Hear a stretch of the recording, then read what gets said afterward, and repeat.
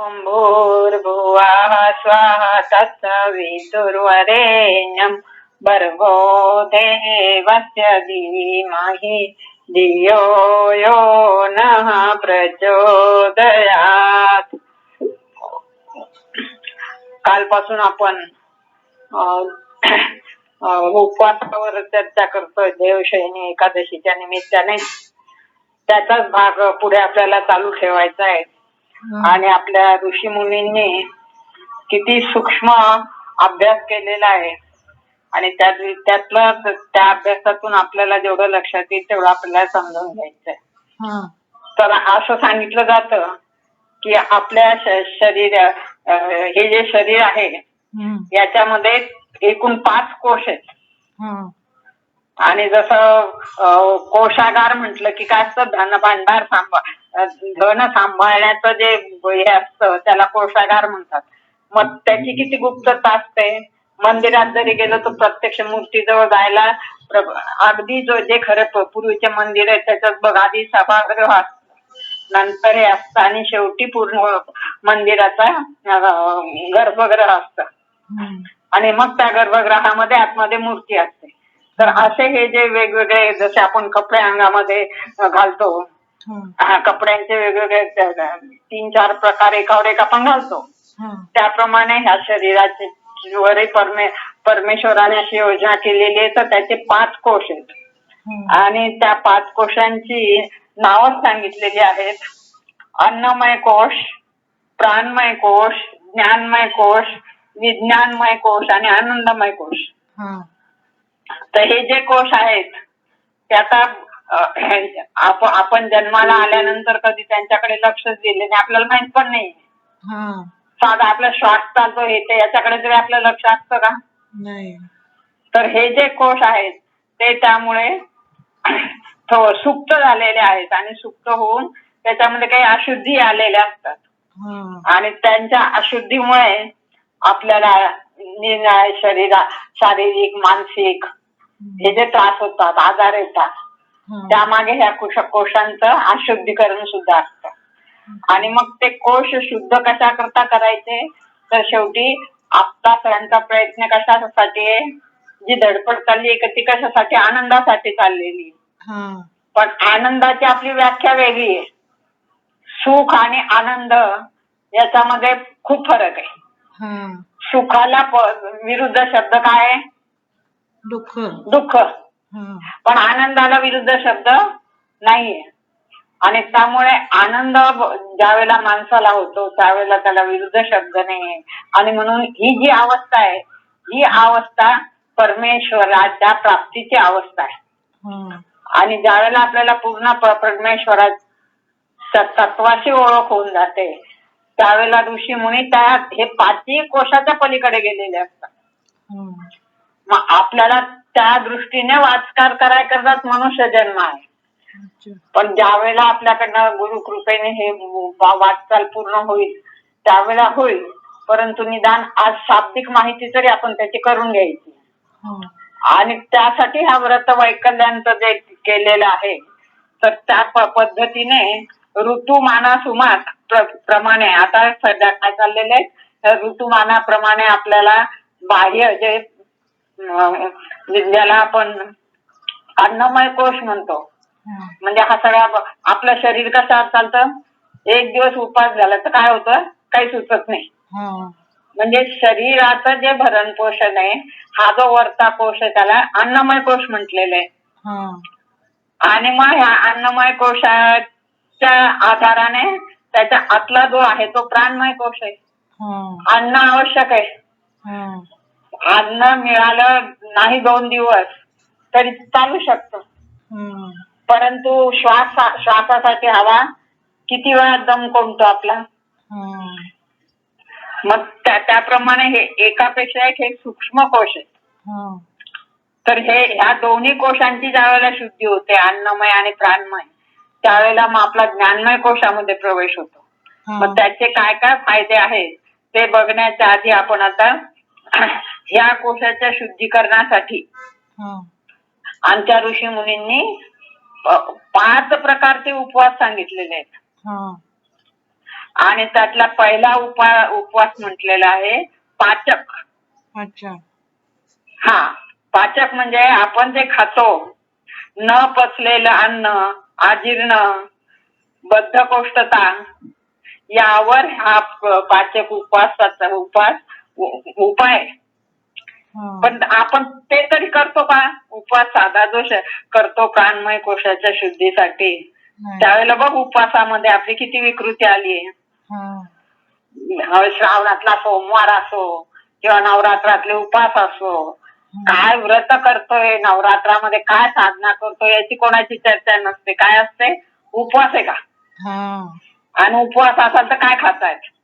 साबुदाणा. मग प्रत्येकीची चर्चा. आणि मग बाई तो साबुदाणा सोसत नाही, शेंगदाण्याचा त्रास होतो आणि तो उपवास केला की असं होतं तसं होतं. आणि मग तरीही परंपरा चालू आली आहे, कुळामध्ये आहे. मग 9 दिवसाचे उपवास सांगितले, मग कसे सोडायचे? करायलाच पाहिजे. आणि मग ते 9 दिवसाचे उपवास करून या पद्धतीने अट्टहासाने त्या व्यक्तीला काय फायदा होतो माहिती नाही. पण आजच्या ह्या बदललेल्या परिस्थितीमुळे प्रत्येकाला कुणाला डायबिटीस आहे, कुणाला बीपी आहे, कुणाला काही आहे. आणि यामुळे त्या 9 दिवसामध्ये काय होतं, त्या व्यक्तीला काय फायदा झाला माहित नाही, पण डॉक्टरांची मात्र तांदी होते. 9 दिवसानंतर कुणाला ऍडमिट करा, कुणाला सनईल धावा, कुणाला काही करा. मग ही विकृती आली. तर पाचक उपवासामध्ये आम्हाला हे अन्न पचण्यासाठी लंघन महत्वाचं आहे. बिमारी को भुका मारो, गुरुदेवांचं एक वाक्य आहे. बिमारी को भुका मारो. तर हे आपल्या फक्त जे देहे ते देवे आणि जे ब्रह्मांडी ते पिंडी, या 3.5 हाताच्या देहामध्ये पूर्ण ब्रह्मांडामध्ये जी शक्ती साचवलेली आहे ती सुप्त स्वरूपामध्ये प्रत्येक मानवाला दिलेली आहे परमेश्वराने. आणि म्हणून आपल्याला जसं आपल्या याच्यामध्ये ह्या ऋतुमानाप्रमाणे बदल होतो, तसा याच्यामध्ये सुद्धा वातावरणामध्ये सुद्धा बदल होतो. आणि त्याचे 2 आयन सांगितलेले आहेत, उत्तरायण आणि दक्षिणायन. मग उत्तरायणामध्ये थंडी असते, वातावरण चांगलं असतं. उलट दक्षिणायनमध्ये काय होतं, या पद्धतीचे आता दक्षिणायन सुरू आहे आणि या पद्धतीचं वातावरण असतं. मग त्या वातावरणाला अनुकूल आपला आहार विहार कसा पाहिजे याचे नियम ऋषीमुनींनी घालून दिलेले आहेत. आणि या सगळ्यामध्ये फक्त सूर्याची स्थिती येते का, तर गुरुदेव म्हणतात चंद्राची कमी जास्त होणारी स्थिती, नक्षत्रांचा पृथ्वीवरील परिणाम, सूर्यकिरणाचा मार्ग, या 4ही गोष्टीचा परिणाम आपल्या शरीरावर होतो. आणि हा परिणाम आम्हाला त्यामध्ये जसं आम्हाला प्रत्येक ऋतूमध्ये काही पावसाळ्याला सर्दी झाली, पूर्वी होत होतं का असं? प्रत्येकाचा आनंद घेतला जात होता. तर त्याचं कारण काय आहे की जे निसर्ग नियम आमच्या ऋषी मुनींनी लावून दिलेले होते त्याप्रमाणे आहार विहार मानव ठेवत होता. आणि त्यातला हा पहिला उपवास आहे पाचक. आजही जर आम्ही त्या पद्धतीने श्रावणाचा महिनाभर उपवास केला तर खऱ्या अर्थाने आमचा प्राणमय अन्नमय कोश शुद्ध झाल्याशिवाय राहणार नाही. आणि मग त्यानंतर दुसरा प्रकार सांगितलाय त्याच्यापेक्षा, हे 5 कोश आहेत आपले आणि त्या 5 कोशांच्या शुद्धी करता हे 5 उपवास आहेत. दुसरा उपवास सांगितलाय शोधक, रोगांना उपाशी ठेवून नष्ट करणे. याच्यामध्ये प्राणमय कोशाची शुद्धी होते. आता मगाशी मी जे बोलले की बिमारी को भुका मारो, काही नाही केलं तरी जर फक्त तुम्ही लंघन केलं, ठराविक पद्धतीने हे केलं, आणि म्हणून आपल्याकडे चांद्रायण व्रताची पद्धत आहे, एक भुक्त राहण्याची पद्धत आहे. तुमच्या शरीर प्रकृतीला मानवेल त्याप्रमाणे श्रावण महिन्यामध्ये एकच वेळा जेवा, नक्त भोजन करा, 1 दिवस नक्त 1 दिवस भुक्त, असे अनेक प्रकार आहे. त्याचं विश्लेषण आता आपण करत बसत आपला बराच वेळ जाईल. पण त्याला शोधक उपवास असं म्हटलेलं आहे. अच्छा. आणि त्याच्या पुढचा उपवास येतो मग शामक. आणि ह्या शामक कोशातनं ज्ञानमय कोशाची शुद्धी होते. अच्छा. ज्ञानमय कोश कशाला म्हणतात, तर आम्ही हे केल्यानंतर आम्हाला परमेश्वराच्या याची थोडी थोडी जाण यायला लागते. ज्ञान म्हणजे माहिती व्हायला लागते. आणि तो शोधक उपवास शामक उपवास करण्यासाठी त्यातनं काय फायदा होतो म्हणतात, कारण शामक आहे आणि ज्ञानमय कोश आहे. आमचा ज्ञानमय कोश का विकृत झाला आहे, आमचे मानसिक विचार, त्यानंतर त्या विचारांमध्ये आमचं झालेलं प्रदूषण आणि त्यामुळे आलेल्या आमच्यातल्या दुष्ट प्रवृत्ती, विकृत ग्रंथांचे वाचन आणि त्यामुळे आमच्या ग्रंथी झालेल्या विकृत. आणि त्या ग्रंथी विकृत झाल्यामुळेच बघ कोणाला थायरॉइड आहे हल्ली, कोणाला काय आहे, कोणाला काय. थायरॉइड सुद्धा काही ग्रंथीच आहे जे आपल्या घशाच्या ठिकाणी असते. आणि त्या ठिकाणी आपलं स्वरयंत्र आहे आणि त्याला त्या ठिकाणी चक्र पण आहे आपलं. तर ते चक्रामध्ये विकृती येते आणि मग अशा वेगवेगळ्या ह्या ज्या ग्रंथी प्रत्येक ठिकाणी त्या ग्रंथीत सप्तचक्राच्या आहेत आणि त्या प्रत्येक ग्रंथीमध्ये विकृती येते. ती विकृती दूर करायची त्यासाठी केला जाणारा मग तिथे त्या याच्यामध्ये शुद्धी येते. आणि मग आमचा ज्ञानमय कोश हळूहळू शुद्ध व्हायला लागतो. तो काही एका दिवसात होणारा नसतो, माहिती नाही. आता ह्या सगळ्या कोशांवर किती वर्षाचे लेप पडलेले. जसं जर आम्ही आमचं पूजेचं तांब्याचं भांड रोज घातलं स्वच्छ ठेवलं तर लाल राहतं. पण ज्यावेळेला आम्ही ठेवून देतो चांदीची भांडी याची भांडी तर ती आपोआप काळी पडतात. आणि मग ती जितक्या दिवस स्वच्छ केलेली नसेल तितक्या प्रमाणामध्ये आम्हाला त्यांना स्वच्छ करायला लिंबू लावा, चिंच लावा, पितांबरी लावा, मेहनत घ्यावी लागते. तशा ह्या आमच्या प्रत्येक कोशावर जे विकृतीचे आवरण आलेले आहे ते स्वच्छ करण्यासाठी माहित नाही आम्हाला किती वेळ लागणार आहे. आणि त्या उपवासाला शामक उपवास म्हटलेला आहे. आणि हा झाला तुमचा ज्ञानमय कोशाच्या शुद्धीचा. त्यानंतर पुढचा उपवास येतो आनस. या आनस याच्यातनं तुमचा विज्ञानमय कोश शुद्ध होतो.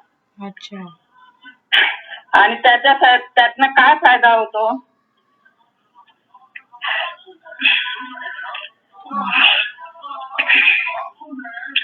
दैवी शक्तींची कृपा. म्हणजे हे बघा तिन्ही कोश ज्यावेळेला आमचे शुद्ध होतात ज्यावेळेला चौथ्या स्टेपवर जातो आम्ही त्यावेळेला आम्हाला दैवी शक्तींची कृपा मिळणं प्राप्त होते. त्यावेळेला गुरु आमच्यापर्यंत येऊ शकतात एखाद्या वेळेला. मग गुरुंना शोधायला जावं लागत नाही. जे सांगतायत ना गुरुदेव, गुरु स्वतः त्यांना तरी गुरु शोधावे लागले का, त्यांच्यापर्यंत आलेले आहेत गुरु. आणि असं कृपा आपल्याला अनुभव येतात. आपण तर म्हणतो की हे एवढं आळस शास्त्र वाचतोय, पण काय पूर्व संचित असेल, वाडवडिलांची कृपा असेल तर आपल्याला याला काय म्हणतात, कृपा. कशी कृपा झालीये ती, विना मागता. तो शब्द मला आठवत नाहीये. तर अशी कृपा केव्हा होते, पण त्यावेळेला सुद्धा आपल्याला माहित नसलं तरी गुरुंना माहिती असतं की जन्मोजन्मीच्या या आपल्या थोड्या थोड्या साधनेतनं आपला जो लिंग देह आहे तो शुद्ध झालेला असतो. आहे की नाही. आयाचित कृपा असं त्याला म्हटलं जातं. आज आपल्याला आयाचित वाटत असेल ती, आणि आहेच, मानायलाच पाहिजे की काय आपली पात्रता होती. गुरुदेवांसारखी महान व्यक्ती आपल्या जीवनात येण्याची होती का काही पात्रता. काय केलं होतं आपण, एवढाले जप तप करून असे महान अवतारी गुरु हे प्राप्ती होत नाही. आणि आपल्याला सहज आपल्यापर्यंत आले, घरी येऊन दीक्षा दिली. पण ते जर बीज आपल्यापर्यंत आलंय तर त्याला जोपासणं, त्याचं संगोपन करणं आपलं कर्तव्य आहे. नाही तर अनेकांनी या पद्धतीने गुरुजींजवळ इच्छा हे त्यांच्या याच्याप्रमाणे त्यांना गुरुजींची दीक्षा मिळाली आहे, गुरुजींची भेट झालेली आहे. पण प्रत्येक जर आपण अभ्यास केला अवते-भोवतेचा तर आपल्या लक्षात येतं की आपल्यावर नुसती आयाचीच कृपाच नाहीये, तर पूर्णपणे गुरुजींनी आपलं हात पकडलेला आहे. आणि इथे मला एक गोष्ट आठवते की एकदा काय झालं, एक शिष्य विहिरीमध्ये पडला आणि त्याला बाहेर काढायचं होतं. गुरुजी त्याला काय म्हणायचे, गुरुजींनी हात पुढे केला आणि त्यांना म्हणायचे माझा हात धर. हा हात धरायलाच तयार नव्हता. बाहेर तर यायचंय, ते गुरु म्हणतायत तू माझा हात धर, मी तुला बाहेर काढतो. पण हा हात धरायला तयार नाही. शेवटी संताप आला त्यांना, त्यांनीच त्याचा हात धरला आणि बाहेर ओढून काढलं. आणि मग त्याला विचारलं, का रे म्हणे माझी आज्ञा ऐकत नव्हता म्हणे, मी तुला माझा हात धरायला सांगत होतो, का बरं धरत नव्हता म्हणे. म्हणे गुरुजी, मी जर तुमचा हात धरला असता तर माझा हात केव्हाही सुटू शकला असता. पण एकदा तुम्ही मला हाताशी धरलं की तुम्ही मला कधीही सोडणार नाही याची मला खात्री होती. आणि जसे हा भवसागरामध्ये मी पडलेलो या विहिरीतून बाहेर काढलं, तसं या भवसागरातून तुम्ही मला बाहेर काढाल म्हणून तुम्हाला मी माझा हात धरायला लावला, मी तुमचा हात धरला नाही. त्या पद्धतीने काहीतरी ह्या पिंडाचा आपल्या म्हणा, काही पूर्व सुकृत म्हणा, गुरुजींच्या आयाची कृपा म्हणा की त्यांनी आपला हात धरलेला आहे. आणि अभिमानाची गोष्ट आहे की नानांच्या जीवनात प्रत्यक्ष आपले गुरुदेव आलेले नसतील, पण त्यांची महाकालाची उपासना, म्हणजे गुरुदेवाला आपण महाकालाचा अवतार म्हणतो. श्रावण महिन्यात किती आजोबांचं खारटेश्वरची वगैरे उपासना असायची बघ. तुम्हाला काही एवढं आठवत नसेल, पण प्रदीपला तर बरोबर घेऊन जायचे खारटेश्वरला महिनाभर अभिषेकाला. आणि तिथे मंदिरात बसवायचे त्यांच्याजवळ अभिषेक करायला. तर त्यांच्या ह्या सगळ्या सुकृताचं, बहुत सुकृताची गोडी अशा परंपरेने आलेल्या ह्या आशीर्वादातून गुरुदेवांसारखे मिळतात. आणि आपला हा विज्ञानमय कोश शुद्ध करायला त्याची गुरुकृपा होते. म्हणून म्हटलंय काय की ह्या 4थ्या स्टेपवर दैवी शक्तींची कृपा प्रसाद प्राप्त करायचा असतो आणि मग त्यासाठी विशेष व्रत करायचे असतात. म्हणून हा उपवास केल्याने, आणि मग म्हणून श्रावण महिन्यामध्ये बघ 16 सोमवार सारखे कडक व्रत करतात. 16 सोमवारचा उपवास तुला माहिती का किती कडक असतो ते? कधी माहितीये तुला 16 सोमवारच्या उपवासाचे? करतात बाबा, पण कसा करतात ते नाही माहिती मला. हा, तर ते 4 महिने उपवास असतो तो. दिवसभर अगदी पाणी पण घेत नाहीत. संध्याकाळी महादेवाचा अभिषेक वगैरे करून, काही जण तर नुसती खडी साखराचा नैवेद्य दाखवून तेवढी खडी साखर घेऊन पाणी पितात. काही जण चुरम्याचा नैवेद्य दाखवून तो चुरमा खातात. आणि हे किती दिवस करायचं असतं? 16 सोमवार.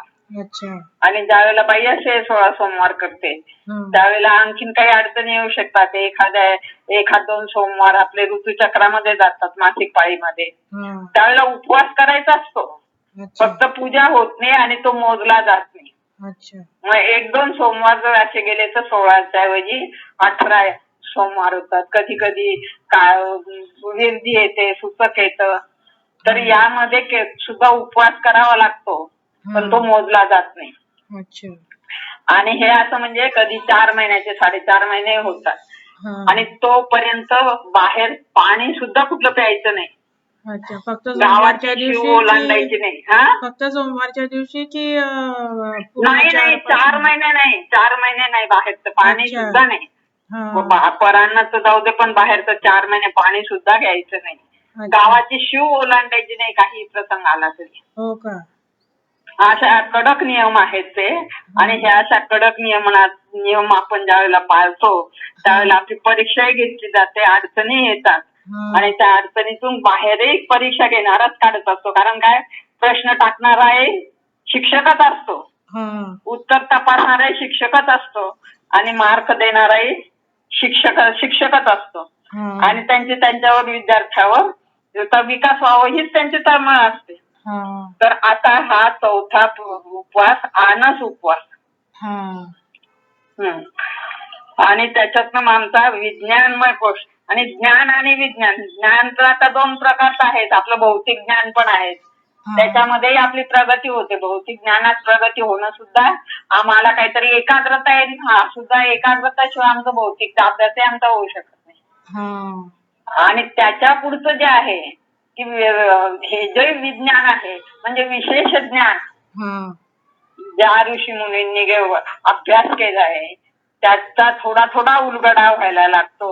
आणि आमचा विज्ञानमय कोश ज्यावेळेला पूर्ण शुद्ध होतो त्यावेळेला ह्या सृष्टी चक्रातल्या अनेक गोष्टी ज्या आज आपल्याला असंभवनीय वाटतात, चमत्कार वाटतात, ते चमत्कार आपल्याला चमत्कार नसून एक सृष्टी चक्राचा नियम आहे असं आपल्या लक्षात येतं. आणि ह्या कोशांच्या शुद्धीतूनच मग आमचे संत महात्म्यांकडनं चमत्कार आपोआप होतात. ते चमत्कार करत नाहीत.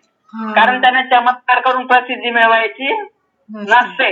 ज्यांना कल्याणासाठी अगदी टोकाची भूमिका ज्यावेळेला होते. किती त्रास झाला होता ज्ञानेश्वरांना.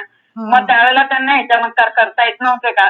जे त्यांना त्रास देत होते, ज्यांनी त्यांच्या आई वडिलांना म्हणजे हे करावं लागलं. तर त्यावेळेला त्यांना ह्या चमत्कारातून ह्या लोकांना धडा शिकवता आला नसता का?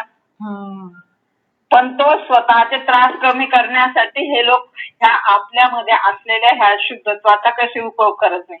पण ज्या वेळेला अगदी टोकाची भूमिका आली आणि हा रेडा आहे इथे, त्याचंही नाव ज्ञान आहे आणि तुझंही नाव ज्ञान आहे, तर मग तू वेद म्हणतोय त्याला वेद म्हणता येतील का? असा ज्या वेळेला त्याला हे ज्ञानेश्वरांना प्रश्न विचारला त्यावेळेला प्रत्येक जीवामध्ये शिव आहे हे लक्षात आणून देऊन त्यावेळेला तो चमत्कार घडलाय, केलेला नाहीये. आपोआप रेडावेद म्हणायला लागला. म्हणजे जन परिवर्तन करण्यासाठी आधी सोसलंय खूप. तो स्वतः याच्याकरता ह्या गोष्टी त्यांना करतानाच आल्या का? हे चमत्कार. जी व्यक्ती रेड्याच्या तोंडून वेद बोलवते, जी व्यक्ती आपल्या पाठीवर कानोले भासते, खापर मिळत नाहीये तरी तो खापर फोडणारा नाही, काही शिक्षा करत नाही. मग संतांमध्ये हाच मोठेपणा आहे की ते बदला घेत नाही. त्यांना त्रास देण्याचा बदला घेत नाही तर काय करतात, बदल करतात त्या व्यक्तीमध्ये. त्याच्या आचार विचारात सगळ्यामध्ये बदल घडतात. आणि जो विसोबा खेचर त्यांचा सगळ्यात दुस्वास करणारा त्याला गुरु काय करतात, आपुल्यासारखे करते तात्काळ. त्याला गुरुपदावर नेऊन ठेवलं त्या विसोबा खेचरला. त्याला म्हटलं नाही की माझ्यामध्ये एवढं सामर्थ्य आहे, तू आम्हाला एवढा ठेवला तर बघतो आता मी तुला. संतांचं हे वैशिष्ट्य आहे. आणि मग इथे तुझ्या एका प्रश्नाचं उत्तर मिळतं की आपल्यावर जर कोणी अन्याय करत असला तर सहन करायचा का? तर जोपर्यंत आपल्याला वैयक्तिक पातळीवर, कारण वैयक्तिक पातळीवर जर असे काही आपल्यावर होत असतील तर ते सुद्धा आपल्या शुद्धीकरणाकरता केलेली परमेश्वराची योजना असते. म्हणून त्या आघात आपण सहन करायच्या. आणि ज्यावेळेला असे आघात आपण सहन करतो त्यावेळेला जलकल्याणात करता जर आपल्या याच्यावर कोणी ठेच पोहोचवत असेल तर परमेश्वर आपोआप तिथे चमत्कार करतो आणि आपली पात्रता समाजापुढे आणतो. अन्याय सहन करायचा का, याचं आध्यात्मिक लेवलवरचं उत्तर आहे. आता व्यवहारामध्ये तुम्ही सारासार विवेकाप्रमाणे करा. एक ती कथा इथे पण येते बघ. तो एक संत असतो आणि पाण्यामध्ये एक विंचू बुडत असतो. हातावर त्या विंचवाला घेतो पाण्याच्या बाहेर काढायकरता. आणि हातावर घेताबरोबर तो विंचू त्याला डंख मारतो तो परत पाण्यात पडतो. एकदा होतं, दोनदा होतं, तीनदा होतं. बाजूला उभा असेल तर शिष्य म्हणतो, महाराज तो विंचू तुम्हाला चावतोय आणि तुम्ही दरवेळेला त्याला वाचवण्याचा प्रयत्न करतायत. तो दुष्ट आहे, त्याला तुमच्या उपकाराची जाण नाही. मग ते म्हणतायत की डंक मारणं हा त्याचा स्वभाव आहे, पण बुडत्याला वाचवणं, बुडत्याला तारणं हा माझा स्वभाव आहे. आता इथे तुम्ही अनेक तर्क करू शकाल म्हणजे पण एखादा दृष्टांत कशा करता असतो, सिद्धांत समजण्याकरता असतो. त्याच्यात अतिशयोक्ती असेल, मग तुम्ही म्हणाल त्या संताला दुसरं काही घेऊन काढता येत नव्हतं का बाहेर, आमचं हे आपले तर्क आहे. आपल्याला सिद्धांत समजवण्यासाठी तो दृष्टांत आहे. तर संतांची ही जी भूमिका आहे त्या भूमिकेमध्ये आपल्याला प्रत्येकाला व्यवहारामध्ये विवेकाने वागायचंय. आणि विवेकाने कुठपर्यंत की जोपर्यंत हा माझा वैयक्तिक द्वेष करतोय, माझ्या वैयक्तिक याच्यावर हे आणतोय ना, तोपर्यंत दर्शनी जरी आम्हाला काही विरोध करायचा असेल केलाच पाहिजे. पण आतून त्याच्याबद्दल द्वेष निर्माण नाही झाला पाहिजे. हे महत्वाचं आहे. तर हा झाला आपला आणस चौथ्या प्रकारचा उपवास. आणि मग 5वा उपवास येतो पाचक. पावक. पाचक तर पहिलाच आहे. 5वा उपवास आहे पावक. आणि हा पावक उपवासातनं काय होतो, आनंदमय कोश शुद्ध होतो. मग याचं काय वैशिष्ट्य आहे, हा उपवास पापाचं प्रायश्चित्त म्हणून केला जातो. आम्ही जर काय माहिती नाही प्रत्येकाकडनं काय पाप झालेले असतील आणि काहीतरी आपलं संचित असतं चांगलं आणि वाईट, ते घेऊन आपण आलेलो असतो. वाईट संचित म्हणजे पाप असेल आपलं, आणि चांगलं संचितामुळे आपल्याला सगळ्या ह्या ज्या अनुकूलता मिळते ती, पण जी प्रतिकूलता आहे ती आपले काहीतरी त्याच वेळेला वाईट कर्म कोणत्याही जन्मीचे असेल ते आडवे येत असतात. आणि ह्या वाईट कर्मांचं निस्सारण करण्यासाठी जो उपवास केला जातो त्याला प्रायश्चित्त उपवास असं म्हणतात. आता याप्रमाणे ह्या उपवासातून मग आमचा आनंदमय कोश शुद्ध होतो. आणि मग गुरुदेवांनी मार्गदर्शन केलंय, त्यात गुरुदेव म्हणतात की आपल्या याच्यामध्ये गुरुदेवांनी मार्गदर्शन केलेलं आहे गायत्री महाविज्ञान मध्ये, आणि रविवारचा उपवासाचं व्रत करायला सांगितलेलं आहे. आणि त्या रविवार का सांगितलाय, गुरुवार पण गुरुचा वार म्हणून आहे, पण रविवारच्या उपवासाला गुरुदेवांनी अतिशय महत्व दिलं आहे. आणि त्याचं कारण गुरुदेव सांगतात की रविवारी सविताच्या तेजपुंजाचे ध्यान करत कसा करायचा उपवास ते, सविताच्या तेजपुंजाचे म्हटलंय बरं का, सूर्याच्या नाही.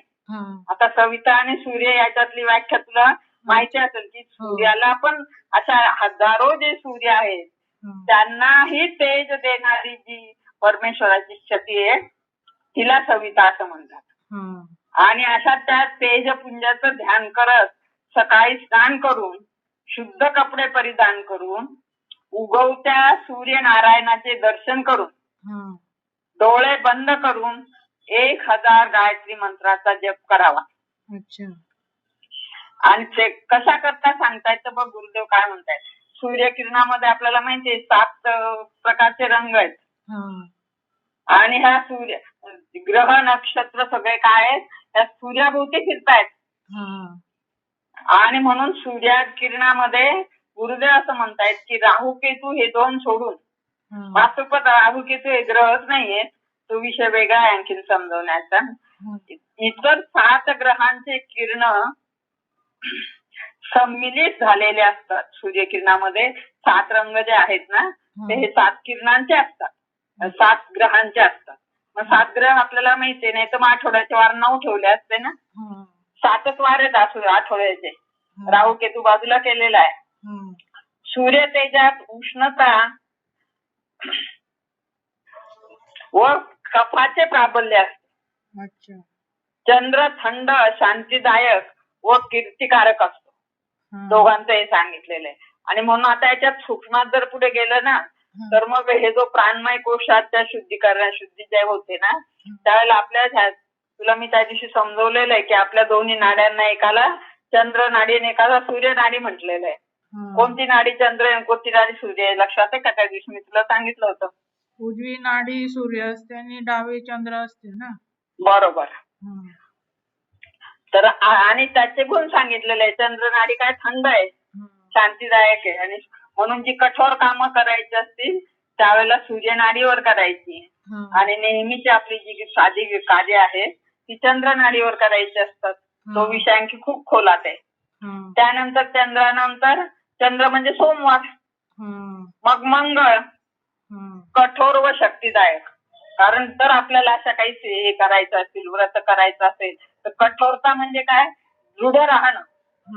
दृढ नाही राहिलो आपण आपल्या संकल्पावर दळमळीत झालो, अर्धवट आपण उपासना सोडू शकतो. पण अशी कठोरता येते त्यावेळेला मग माणसाला शक्ती पण प्राप्त होते. मग बुध तिसरा ग्रह आहे बुध, जो काय सौम्य आहे, सभ्य आहे, कफ प्रधान आहे, सुंदर व आकर्षक आहे. कफ ज्याच्या प्रकृत्या तीन गुण आहेत, त्याच्या 3 प्रकृती आहेत आपल्या, कफ प्रधान, त्याच्यानंतर पित्त प्रधान, अशा ह्या ज्या 3 प्रकृती आहेत.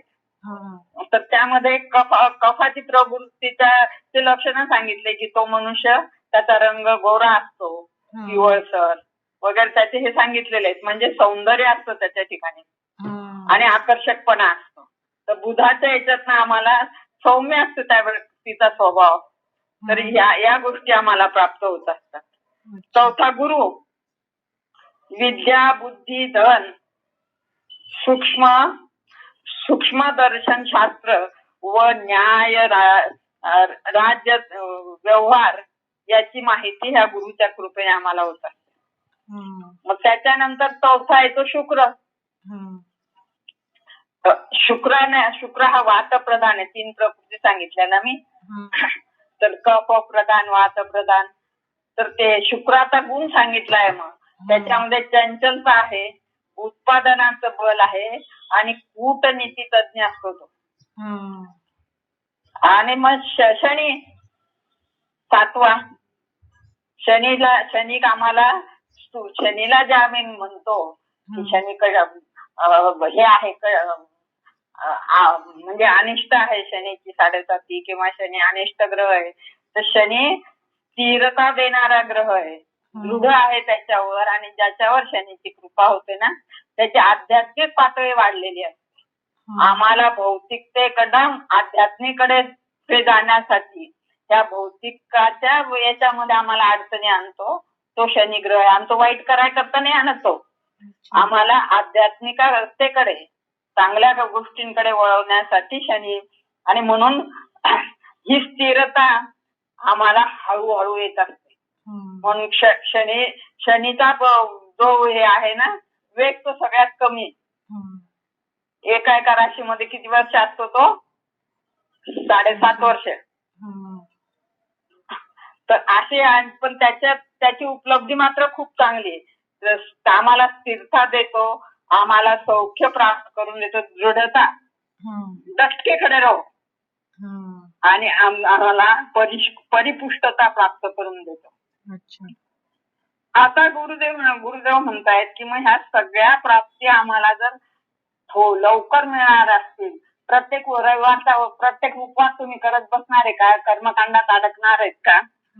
तर गुरुदेव आम्हाला सांगतायत की रविवारच्या उपवासात ह्या 5ही, पाचक, शोधक, शामक, आनस आणि पावक यांच्या शक्ती अंतर्भूत आहे सूक्ष्मत्वाने. रविवारी जर तुम्ही उपवास केला तर रविवारी 7ही ग्रहांची संमिश्रित शक्ती पृथ्वीवर येते. रविवारचं म्हणून एवढं महत्व आहे की त्या दिवशी 7ही ग्रहांची शक्ती आपल्याला प्राप्त होत असते. म्हणून रविवारचा उपवास ही एक योग साधना आहे. आणि ते किती दिवस करायला सांगता मागे मी तुला सांगितलं होतं. आणि अनेक जणांनी त्यावेळेला मी हा सत्संग घेतला 5-7 वर्षापूर्वी आपल्या ह्याच्यामध्ये. अनेक जणांनी हे 12 दिवसाचं व्रत केलं होतं, 12 रविवारचं. 12 रविवारी सतत केल्याने साधकात योग्य तो बदल होतो. 12 आदित्य उपासनेचे विज्ञान यात आहे. सूर्याची किती आहे, 12 नाव आहेत. कोणते 12 आदित्य? मित्र, रवी, सूर्य, भानू, खग, पुष, हिरण्यगर्भ, मरीच, आदित्य. या दिवशी मग काय करायचंय, बाकीचं तर सांगितलंय, पण त्या दिवशी पांढरे किंवा पिवळे वस्त्र व वस्तूचा अधिक उपयोग करावा.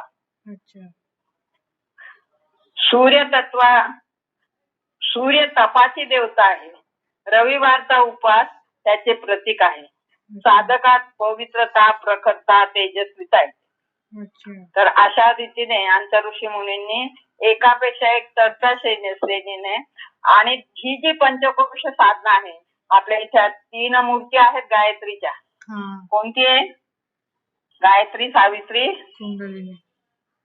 कुंडलिनी. हा. त्यातली गायत्रीला किती मुख आहेत? 3. 3 मूर्ती आहेत. हा. एक मुखी, एक मूर्ती गायत्री आहे ना. हा. पंचमुखी कुंडलिनी आहे. सावित्री. अच्छा, सावित्री आहे पंचमुखी. हा, आणि ते तिकडे हातामध्ये सर्प वगैरे धरलेली आहे ती कुंडलिनी. हा. तर ह्या 3 मूर्ती आहेत. आणि गुरुदेव असं म्हणतात की गायत्रीची उपासना तुम्हाला आध्यात्मिक उपलब्धता देते आणि सावित्रीची उपासना तुम्हाला भौतिकतेकडून आध्यात्मिकते वळवते. आणि ही 5 कोश जे शरीराचे आहेत त्या 5 कोशांचं प्रतीक म्हणून तिला 5 मुख आहेत. अच्छा. 5 मुख का बरं आहेत सावित्रीला? तर 5 शरीरांचं ह्या आपल्या प्रतीक आहे. अच्छा. आणि व्यवहार आणि अध्यात्माची सांगड त्या 5 कोशांच्या शुद्धतेतनं घालून मग तुकाराम महाराज म्हणतात ना, न लागे जावे वरंतरा, सुख येतो घरा, नारायण घरदार सोडायची आवश्यकता नाही. घरामध्ये राहून आपले कर्तव्य कर्म व्यवस्थित करून ज्यावेळेला आम्ही असे डोळस प्रमाणे ह्या व्रत वैकल्याचा स्वीकार करू तर याची देही याची डोळा भोगीजे मुक्तीचा सोहळा. ओम शांती.